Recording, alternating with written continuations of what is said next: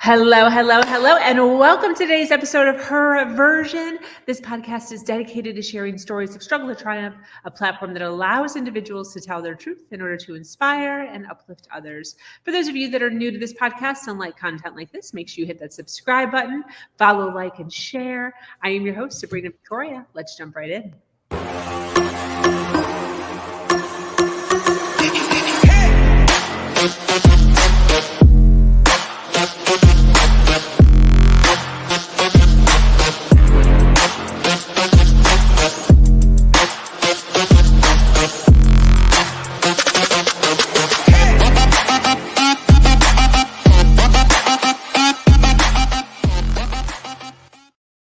Yes, we already have people jumping on live. Thank you so much for being here and hanging out on the Her Version podcast. If you could do us a huge favor and share this video wherever you are watching us at, so we can get more eyes and more ears on our content and the awesome speakers that we bring on. This is the Her Version podcast, and it's built on storytelling, the understanding that many times our greatest learning experiences come from listening to other people's stories. Today, I'm speaking with an amazing woman named Tracy Borreson.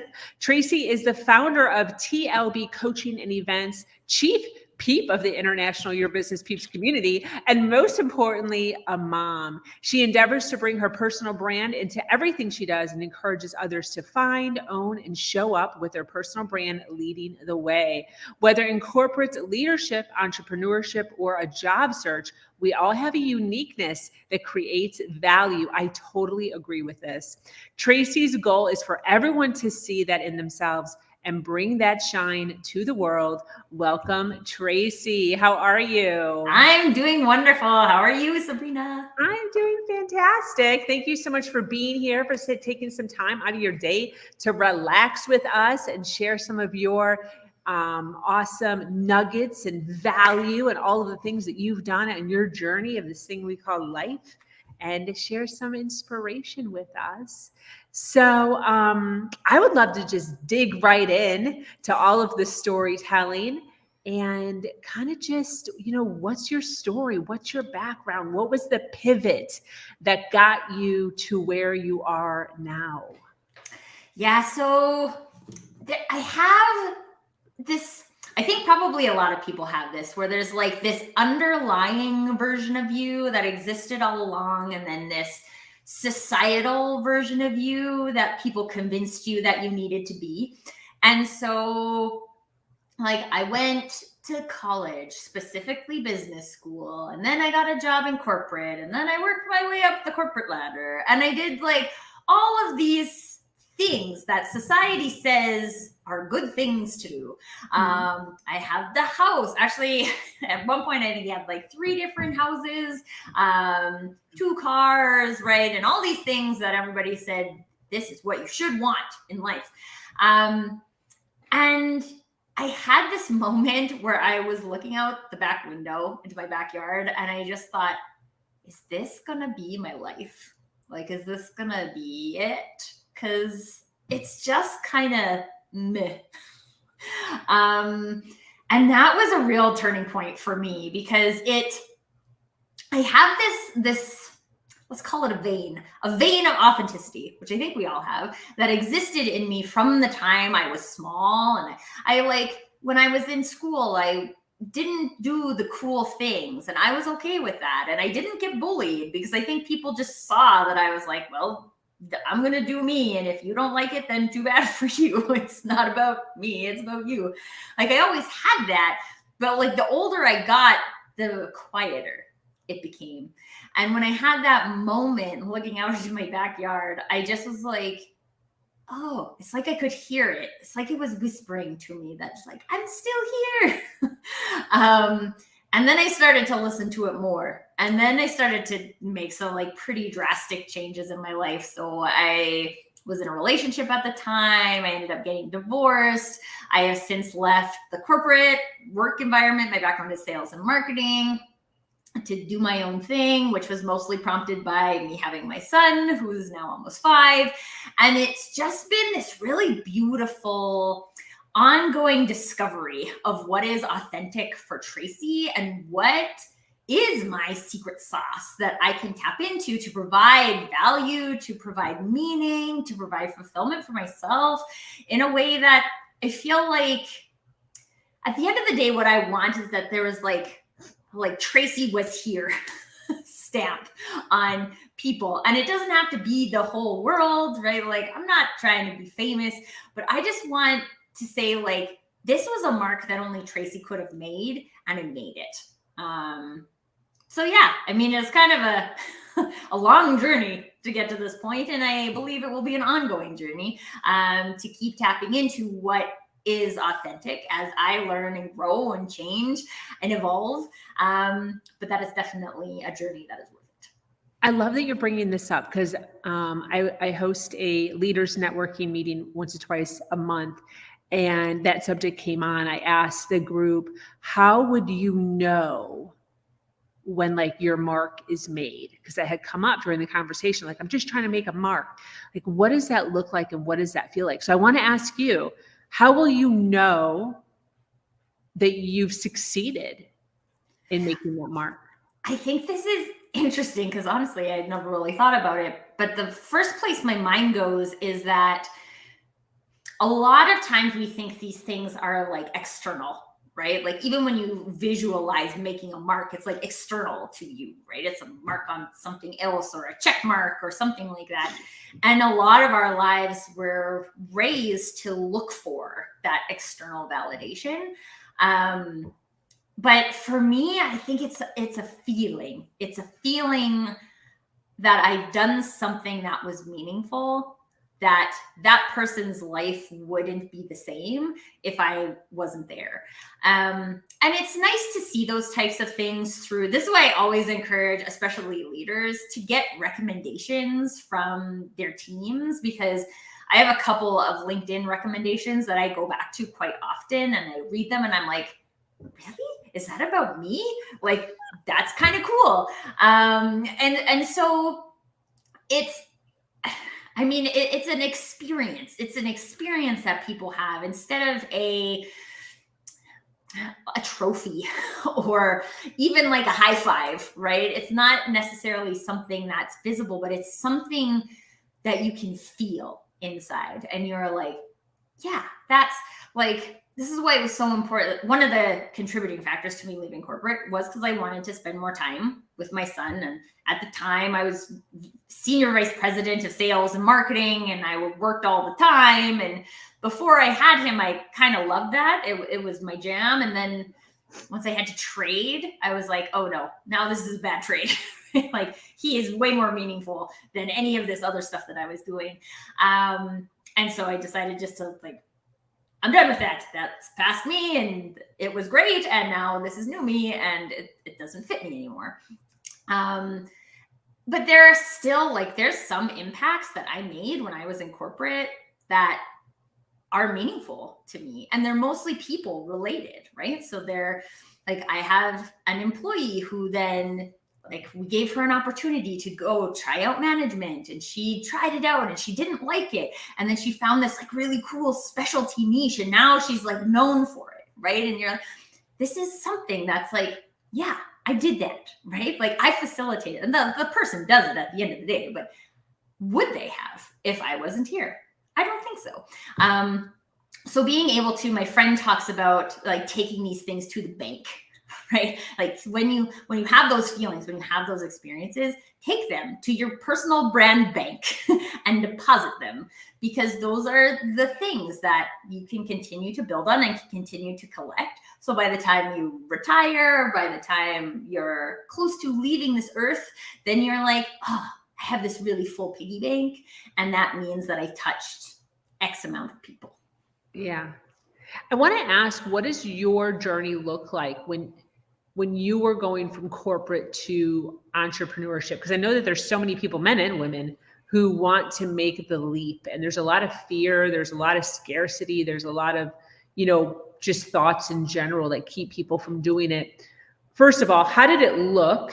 But while you're talking about that, what was the plan? Like, did you just like go in one day and quit, or did you actually like do something like save or create a structure or something that you followed that led up to it? What did your personal journey look like? So for one, I've always been a saver. I don't know if it's the oldest child in me or a different personality trait, but I've always been a saver of money. So that helped. That definitely helped, but I didn't save specifically to leave corporate.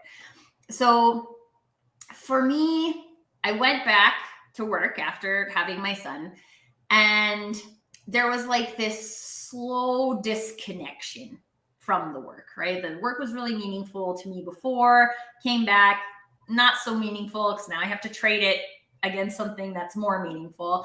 And so I became like increasingly disconnected, which I think we're seeing a lot in society nowadays with this whole quiet quitting. And let's be honest, quiet quitting, it might have a new name, but it's been a thing for years, right? Maybe 20 years, maybe since the beginning of work. And so I got more and more disconnected, but the crux for me was that I guess kind of two big, like it's, if you were like chopping down a tree, these were like two big chunks out of my tree. I was the VP of marketing. And so at the end of the day, you're responsible for approving all of the content that goes out on behalf of the organization. And my CEO wanted, this was like right around the time of George Floyd's murder, wanted to post the Black Lives Matter, right? And I was like, if I felt like we believed that every day, I'd be super happy to post that. But we don't employ any Black people. We've never talked about any kind of discriminatory hiring practices we might have. We like, this isn't for real, right? So that would just be for show. And at this point, I feel like we don't need to be a voice in this story, right? Like, so that was my position, and my boss wanted to do it, and I told her, and it didn't end up getting posted because I knew she didn't know how to use the system. But I was like, if you want to post it, it's your company, you can, but I won't post that. It won't.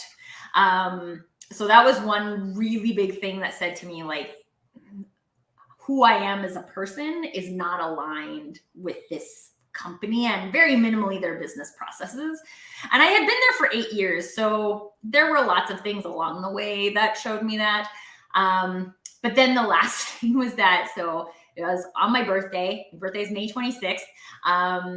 And we were all locked down by this point because it's 2020.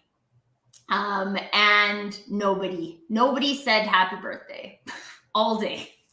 But my boss kept piling on all the work. And I was just like, for what? Like, what is this? Like, why am I doing this? Right? Like, nobody even sees me as a person. They just see me as a workhorse, right? Like, you might as well go get a workhorse. It would be much cheaper than me, right? And I was sitting, well, at that point, because we're all working from home, right? I'm sure everybody had. So my setup was my computer was on my son's dresser in his bedroom, and I was sitting on like a kitchen stool. And I was just sitting there crying because I was like, I don't mean anything to them. And I put so much into this company, right? And they don't care that, they might care that work's getting done, but they don't care that it's me doing it, right? So like, if they don't care, then I don't care. And I handed in my resignation on June 2nd. And 2 of those days were a weekend. So it was like a Thursday to a Monday. And I've had a lot of people ask me, like, that must have been so hard. And for me, like, I got to the point where my internal narrative was that it's a bad decision for me to go to work here every day. And therefore, every decision I cognitively make that decision, I'm crazy. Right? I'm consciously making a bad decision. And that's crazy. How many days am I going to do that? Yeah. And I was a senior vice president, so I had like a longer like notice period and things like that. But that was it, right? Like, it was like the straw that broke the camel's back. And I was just like, I'm out. And I did not have a plan. I had absolutely no plan. Because I have my savings, I knew that I had a 3-month runway. So I was like, okay, if I don't make any money for 3 months, we're fine, right? Like it's not going to impact anything. So I'm going to take 3 months to figure out what am I going to do next. And within 3 months, I will be making money. So those were the things that I had decided for myself. And I didn't know that I was going to start my own business when I was having that conversation. I thought I would take some time off, learn some more about myself, and then find a company to go work for that was more aligned with me. But I was like, well, let's investigate, right? So I booked coffee chats with all of the consultants I knew. I got introduced to some new consultants because of those coffee chats that I had. My dad's been a consultant for a long time, so I talked to him. What does this look like? How do you build a business? Like, how do you fill a funnel? How do all these things happen? And because I have a background in marketing, luckily, I don't know that I call it luckily, but on the financial side, luckily, people always seem to need a website update or an email funnel or something. And so I had people that were just like, can you help me with this? And I'm like, yeah, sure, I can help you with that. So I very ad hoc freelanced for about 6 months. And was really lucky that I got a client, 2 wonderful sisters from Scotland who have a series of mindset books for kids. And they were launching them, and I was helping with the launch. And part of that was website copy. And so we were going back and forth in the approval process. And one of the sisters said to me, like, "Ooh, you sound more like me than I do." And I was like, there's something wrong with that. Right? Like, okay, thank you. And if I was supposed to be a copywriter, I probably would have taken it as a compliment.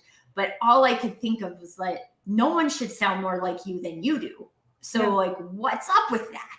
And I got super curious about like how like what stops people from showing up, especially in a digital format. How do people even find out what being authentic looks like? Where do they go to practice that? How do they find safe places? Because work isn't always a safe place to do that. And it was just it's exciting even now for me to think about it, because what happened, I have this question that I always ask my clients, which is, what do you wonder? And for me in that moment, it was like, I wonder why this is this way. Why can't people be themselves? Why this? Why? And these are unique thoughts that I wonder about. And so I used that wonder, and it always evolves, but I based my business on that wonder so that I can be excited about learning new things, that I could be excited about helping people grow in a specific way, that I could be excited to show up for professional development opportunities, and build something around the things that I am uniquely curious about. Which allows me to continue to show up in a curious capacity, which I think when you're just creating a business to create a business doesn't include that component. So that's some of my journey, but there was no plan. There was a little bit of savings, but I'm a kind of like, if I feel it, I do it. That's the kind of person that I am. Quite honestly, it's mostly worked out for me. And now I also want to be honest, like, worked out does not, like, I do not make $1 million, everyone. I do not make $1 million. I also want you to know right now, it's not my intention to make $1 million. Do I maybe want to make $1 million one day when that seems like where I want to go? Sure. But that wasn't my goal. My goal when I left corporate, because this was a belief that I had, that I could make the same amount of money that I made in corporate working half the amount of time. Because what was important to me was time. Time is more important, and doing something that felt meaningful with the time I was trading. So that was my goal. And I also think it's really important when you make those types of decisions to have a clear your goal, because especially Facebook and LinkedIn, they love to sell you 5K months, 10K months, be a 6-figure entrepreneur, right? And honestly, most people the day after they leave corporate don't need to be a 6-figure entrepreneur. And so it's about getting really clear on why do you want to do something else? What do you not want to do? What are those non-negotiables? Like, I have a non-negotiable now. Like, even if an organization wanted to hire me back, If you want me to work 8 hours a day so you can say I worked 8 hours a day, I won't. I think that's dumb. I won't accept that anymore. Because I provide this value, and sometimes it looks like an 8-hour day, but sometimes it looks like a 2-hour day, and sometimes it looks like a 12-hour day, but it doesn't look like 8 hours every day. That doesn't match me. So when you have clarity of those things, those are also the things, like my desire to have the time with my son is the thing that keeps me in the entrepreneurial game, instead of like, I think it would be super easy for me to go and get another corporate job. I think it would be super easy. It'd take me like 20 minutes with all the people that I know. But I don't want that, because that can't give me the thing that's the most important to me right now, which is time with my son. And if I'm building an entrepreneurial business that doesn't do that, then I'm like, what is the point? Because it's a heck of a lot easier to go work for someone else than it is to build your own thing and try and sell it. So it's really about knowing, like, what do you want, and then build on that. Totally makes sense. And I appreciate everything that you're saying, and the spontaneity of that. I think so many times people sit in in their thoughts for too long, and they're miserable for too long versus taking action. And whether that action means spontaneity or whether it means creating a plan and then acting, I don't think it really matters. The similarity is just that there's action involved. Well, and I think that's a good point, right? Because I could take that spontaneous action because I had a runway of finances. If you don't, that doesn't mean you can't take action today. You can do something. You can create a Facebook group. You can start having conversations with people on LinkedIn, right? Like there's so many things that you can do just to show the universe, to show yourself that, okay, this may be where I am today, but I had no intention of staying here. And I think a lot of people too are a little bit afraid of like, well, what if my business finds out, and then, or like the company I work for finds out and then they fire me, right? Like, well, isn't that what you kind of wanted anyways? So there's always something.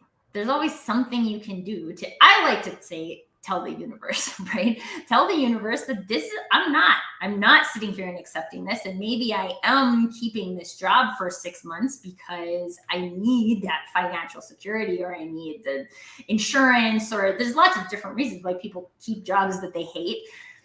But there's just always a light. There's always a light to be found if we go look for it.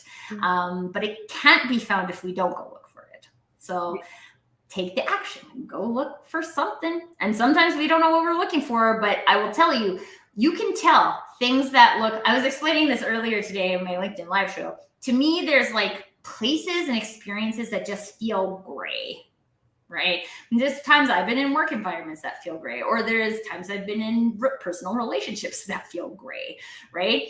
And there's places where things feel vibrant and colorful, and there's like movement and excitement. And those places are always available. You can find digital communities that have them. You can find I was talking to this lady today who I randomly met on LinkedIn, and we talked for like an hour and a half, and now we're like best friends because we like the same winery, which we didn't even know and isn't even close to where either of us live. But those are those like sparkly moments, and they're available to be found if we go looking for them, and you will know them when you're in one. And if you have too much gray, then go find some sparkle. Sounds simple, yes. I know, but I'm down with finding some sparkle. What is the number one lesson that you've learned about life? Be you. I know it sounds cliche, the whole be you, but everyone else is taken. One of the things that comes up a lot. So I'm a personal branding coach, right? One of the things that comes up a lot in that arena is this concept of imposter syndrome. People thinking they can't can't do a thing. I don't have the right education. I don't have the right number of clients. I don't have the right pricing structure. I don't. And one of the things that I find so interesting about imposter syndrome, and this is my interpretation of imposter syndrome, but as long as you're trying to be someone you're not, you will feel like an imposter because you are. It's pretty simple, right? But we get sold this concept of like, be this, just do it this way and you'll have all the success. Just do this, just be a virtual assistant and it'll solve all of your problems, right? And the number of people who build their own businesses on platforms that they don't care anything about it because it's easy or because it will make you fast money is the reason why there's such a high level of turnover in small businesses, because you're not invested in it. Right? It's just a thing. It's not connected to you. And when you get into this practice of legitimately being you, of saying what you would say, the way you would say it, standing for the things that you believe in, not accepting behavior that you don't believe in accepting. And you get those practices of being you. You get those practices of, I like to share this one because when I was in junior high, I had like one of those wheelie backpacks, the ones that had wheels and you could drag them behind you. And nobody made fun of me, which it still I think is weird. But I think it's because like, literally, I didn't care. I don't care if you don't like this, right? Like, it's way easier for me to carry all these books. You guys are carrying all these books on your backpack and like on your back. And most people, because it was cool at the time, have only one shoulder on their backpack. So then you're all crooked all the time. And like, this seems dumb. So I'm right. So I'm just going to drag my backpack because that just seems like it saves my body a lot of pain. But that's just me being me. And it doesn't mean that like everybody has to have a wheelie backpack, right? It doesn't mean that everybody should be a personal branding coach. It doesn't mean that everybody should like Lego. I keep pointing at the wrong side. I can't even do it. Not mirrored. That people, you won't read the same kind of books. That's why there's so many different kinds of books, because different people like different things, right? It's about just like finding your you-ness. And if someone else doesn't like it, then that's fine. They don't understand you, right? And they don't have to. There's 8 billion people on the planet. Individual humans weren't meant to be liked or meant to be supported by all 8 billion people. And if, like, I think about this a lot because my son is just entering the school system, and the school system is not built to help you own your personal brand. It is built for other things. So for me, it's always about how can I help him to see what school is for and the benefits of that, and also see his uniqueness and how maybe that's not welcome in the school environment because this is what it's for, but that doesn't mean that it's not welcome by people. And it's about finding your people. But you can't, like, the answer isn't to just go find your people, because you can't find your people unless you are being you. If you're being someone else, you will find someone else's people. Okay? So you have to be you first. And by default, as an entrepreneur, you become unique by default because no one else can be you. And second, you have a path to finding your people. So yeah, be you, what I would say. That's great. You know, you were talking about earlier imposter syndrome and kind of your take on that. And I think that imposter syndrome and what people call limiting beliefs, they kind of run parallel to each other. They're not the same, but they're kind of like parallel a little bit. Did you have to set down any limiting beliefs when you were pivoting from corporate into entrepreneurship? Oh, so many. And this coming from somebody who's done like a lot of mindset work over the years.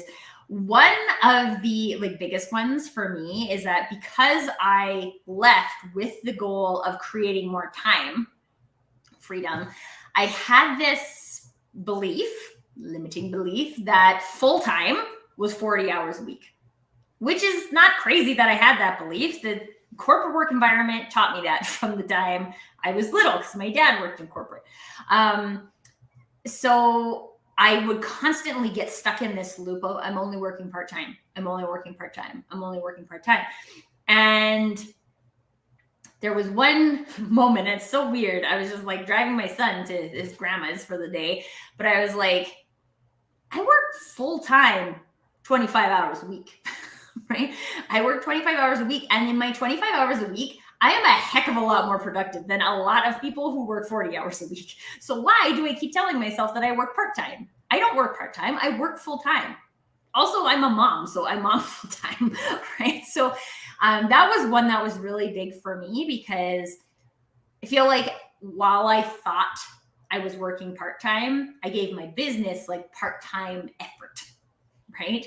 I didn't give it full-time effort for a certain amount of time. I gave it part-time energy, and it needed full-time energy to be productive. It didn't need full-time hours, but it needed full-time energy. And so going through that mindset shift was really important for me, because like literally I don't believe that working 8 hours a day makes you productive.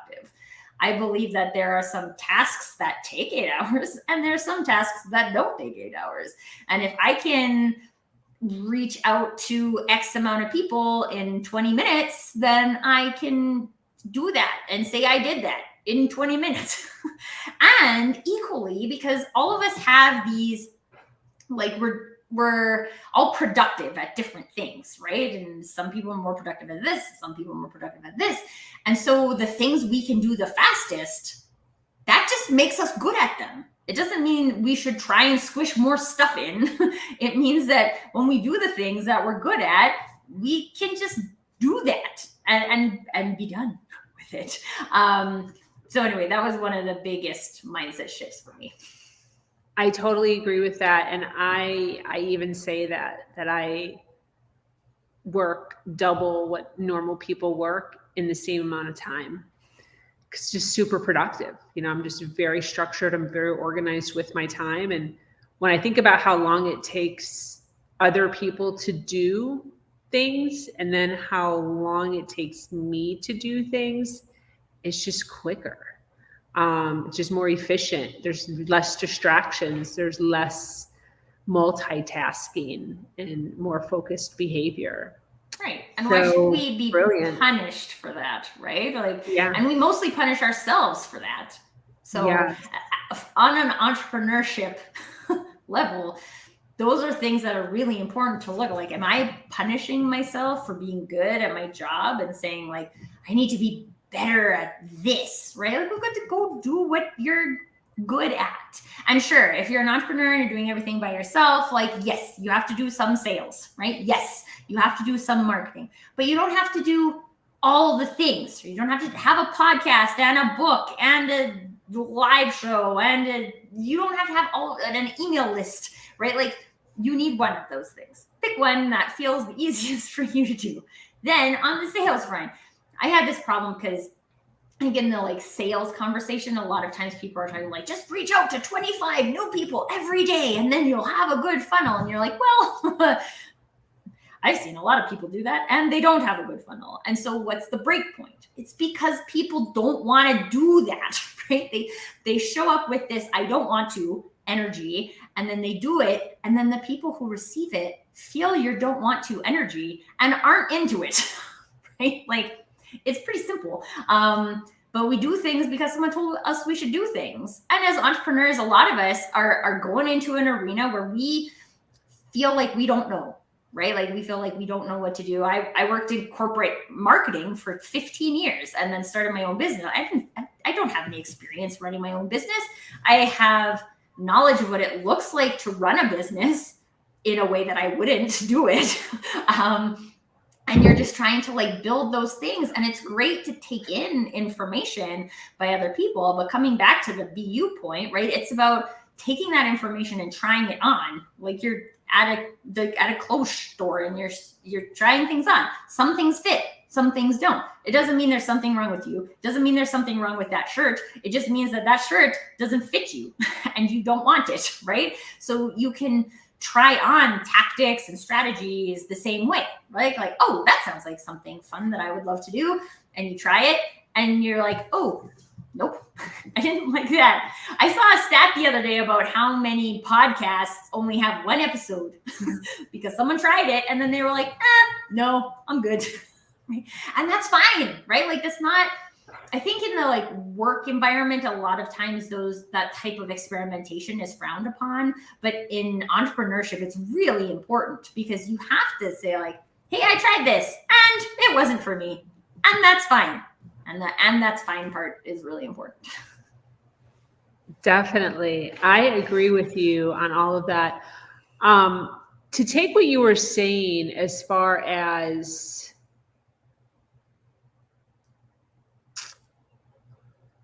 lost my train of thought. We'll come back to that. So I want to talk about females who are, I kind of remember it. I was going to talk about sales. Oh, you were talking about showing up with an I don't want to attitude on the phone to people who don't want to make 25 calls. So I'm one of those people who says, reach out to new people and try to book 3 to 5 new calls with strangers a day, because I believe that strangers have everything we need. Mm-hmm. They have the stages we need. They have the podcasts we need to get on. They have the featured articles we need to get into. They have the money that we need in order to continue rolling. So what is your take on that as far as similar thought processes, right? Maybe it's not the cold calling. Maybe they do have a great funnel and great branding and great posts that pull in the DMs and people are calling them. That's a thing. It's a very unusual thing. I will tell you that. Yeah. So here's the thing about sales activities. You have to do them. Otherwise you won't have a funnel, right? So even if you have really great content, if you don't have new people who are coming to look at your content, you don't have a growing funnel, right? These are just facts. The problem is that people show up and just do the thing without investigating why they feel like they don't want to do the thing, right? So whether it's cold calling or like my method of choice is to send connection requests on LinkedIn and then have a conversation with people. And the reason why I do that is because that feels comfortable for me. And I have a way where I'm like, okay, right now I'm like really interested in what the Calgary tech industry is doing because there's a lot of tech small businesses. They've kind of been following the lead of these big tech companies doing a bunch of layoffs, right? Like, what's up with that? I am really curious to learn more. So I want to connect with more people in the space. And so I search Calgary tech and I find people who are like, oh yeah, that person looks like they might have good knowledge and this person might, and I send out connection requests and some people accept, some people don't. Some people accept, but then never are interested in getting into a conversation. That's fine. Because the conversations I do have are the ones that matter anyways.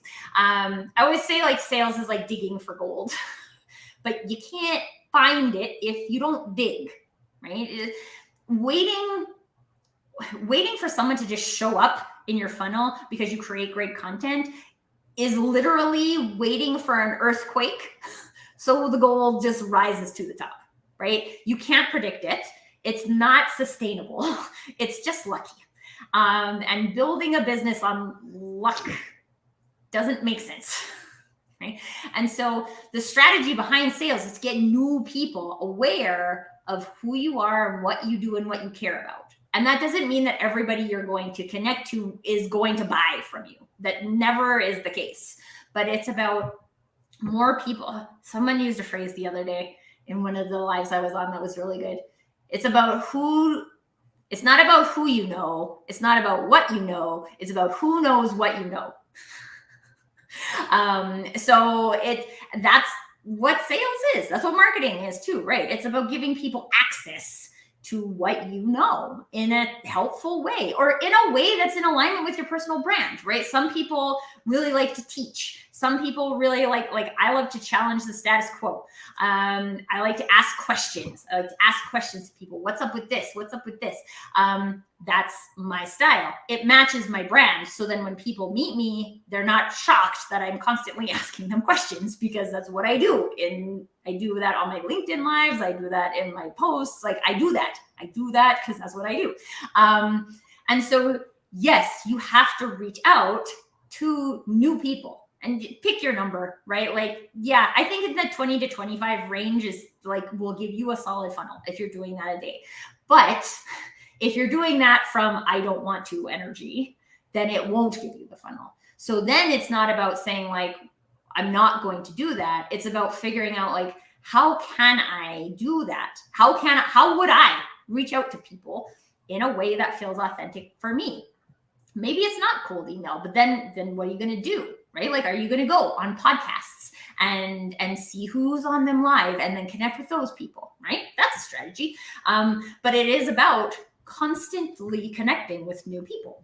So that's where you get to ask yourself, or you get to come and hang out with someone like me who will ask you the questions. But like, how would I do this? Because I have to.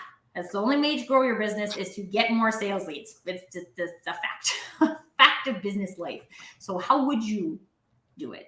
And then give yourself a little bit of grace. If you think I would do it this way, and then you try it and it either doesn't work or it doesn't feel authentic, that's fine.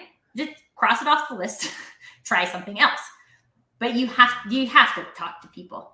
And this isn't, I know that we're going to wrap up right away. I get so excited about all these things, but this is also not something that's like only available for extroverts. Or like, I'm an introvert, so I can't do cold outreach because I'm an introvert.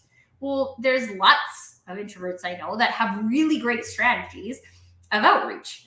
They're mostly connected to like one-on-one conversations, or maybe going to like a like very small networking event and then asking for introductions or like recommendations of who else do you know that I think like you think would be fun to meet with. There's lots of ways to do it. There's not just one way. So it's really about finding your way so that you can complete those activities in let's get this done energy instead of I don't want to do this energy. That's great. Fantastic. So I know a lot of what you do is wrapped around branding, whether you are an entrepreneur or not, which I just think is brilliant. But I want you to talk a little bit about what you do, who you help, what your mission is, all that goodness. My mission at the end of the day is for more lights to shine. So I think that humans build relationships with brands because of a brand experience, something that they experience, which is usually human-based, not technology-based. And so everything I do, we talked about a lot of the things already, is like, how would you do that? So we all have to do marketing, right? We all have to do sales. We all have to do client success. We all have to do operations. We all have to do, depending on your industry, you might have to do deliveries or what have you. But how would you do that? Every entrepreneur has a unique personal brand. So there is a way that you would do it that makes it the most effective way. Organizations are more complex because now you have multiple personal brands that are working together to create an ecosystem, but equally that ecosystem is unique. So now your ecosystem is deciding, how do we do this? How do we invite new people in? How do we get rid of the wrong people? And this is also something that is very relevant on an entrepreneurship level, because when we're not hiring people per se, I like to call it your brand community is your people. It's about showing up as you, connecting with people who are like you, and then inviting them into the family of your brand community. This is what we do here. For anybody who's interested in kind of like what I'm talking about, go to my LinkedIn profile and check out my video. So I have a little profile video, and it talks about this is what I am all about. So if you come here and hang out, you're going to see us talk about this and this and this and this and this. And if you don't want to, like, if you don't believe in these things, then you probably shouldn't come hang out here. That's a brand community. A brand community is what leads to sales. It's what makes your marketing effective, right? It's what creates word of mouth. So it's really about that brand clarity. Who are we as a brand, or who am I as a brand, in a way that I can authentically show to other people? 2, how do I build my confidence in that brand? So how do I actually get past all the fears, or the AKA imposter syndrome, that keeps me stuck inside my little box instead of letting people see who I am? And last, brand community. So now I have this group of people who know who I am and what I do. And not only do I have to tell the world who I am and what I do, but I have other people who are telling the world who I am and what I do. And specifically, I focus on doing this in the digital arena, because what that does on top of just that word of mouth is create digital influence, so that people can find you and know you, will get to know you, because they haven't met you yet. But they can learn everything they need to know about your brand experience without you even being there. So there's just like so much power in creating places, profiles that allow people to feel who you are and say, like, that's my person, or like, no, that's not my person, which is the thing that keeps most people generic, right? I want everybody to like me. Well, not everybody's going to like you. Even if you're Tony Robbins, not everybody likes you. Even if you're Oprah, not everybody likes you, right? Like, you will never get to the point where everyone will like you. So it's more about getting to the point where you like yourself and you like what you see, and therefore other people can come and see the authentic you and say, and choose that you're their people. Absolutely. For those that are resonating with all of your goodness and all of the things that you're saying tonight, we have your website, tlbcoaching.com. Where do you hang out where do you hang out on social media mostly? I mostly hang out on LinkedIn. So you can find me on LinkedIn, Tracy Borreson, or my hashtag is a brand that speaks on LinkedIn. So come check it out. It's a place where people who believe in creating togetherness based on uniqueness hang out. So if that's you, you should come and hang out. That is fantastic. I absolutely love it. Why do you do what you do? Because everybody deserves to be seen. Everybody has a light to shine. And there's too many other places in the world that actively put out lights. So I'm going to just be the reigniter, because everybody deserves that. Beautiful. Well, thank you so much for being here, Tracy. I so appreciate it. I could tell that there's a million other things that we could talk about and dive into. I love that. But super excited for you, your community, and everything that you're doing over there. For those of you that are resonating with Tracy and all the goodness that she shared today, make sure you check out her website, tlbcoaching.com. The link should be in the description wherever you are watching us at. And she predominantly hangs out on LinkedIn. So go over to LinkedIn, Google her up, and or search her up and check her out.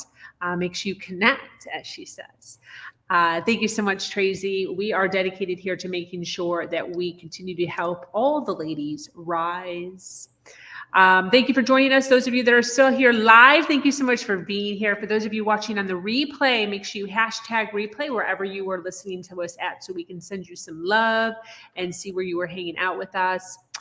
This community is expanding every single day and is filled with females who are striving to do better than they did yesterday. For those of you that are new to this podcast, make sure you subscribe, like, follow, share, all of the things. If you have a story to share, check us out at hernation.life. I am your host, Sabrina Victoria, and I'm so grateful to be here sharing a platform that allows people to share their truth and inspire others. As always,